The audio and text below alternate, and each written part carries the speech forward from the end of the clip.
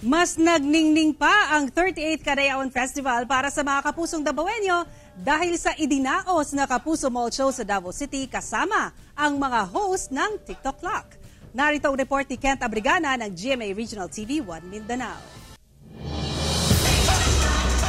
Non-stop kulitan at kasiyahan ang hatid ng mga host ng TikTok Clock na sina Kuya Kim Atienza, Pokwang, Rabia Mateo, Faith De Silva at Jason Gainza sa Kapuso fans sa Davao City para sa 38th Cadayawan Festival.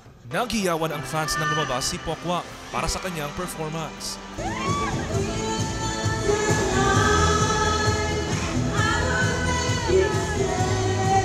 Nakisabay naman sa kantahan ang fans ni Rabia at Jason.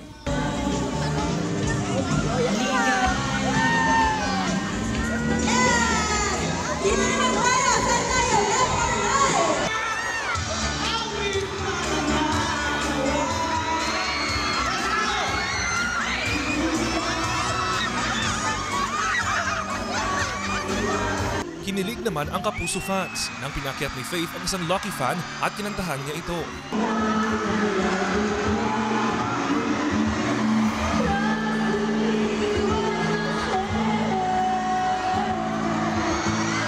Maliban sa kanilang performances, nagpasaya din ang palaro ng TikTropa.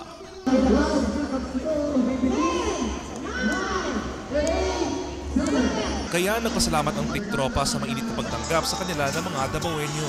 Ang saya-saya ko!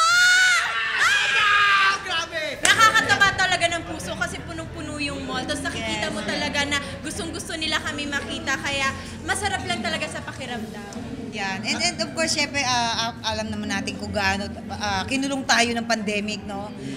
This is the first time na mag-perform kami, doon sa kanila, sa Cadayawan ulit after nung mahabang pandemic. Bago ang Kapuso Mall Show, nakipagtsikihan muna ang TikTropa sa GMA Regional TV 1 Mindanao. Special live coverage ng 38th Cadayawan Festival. Happy 38th Cadayawan Festival! Mula sa GMA Regional TV 1 Mindanao, Kent Abrigana, nagbabalita para sa GMA Integrated News.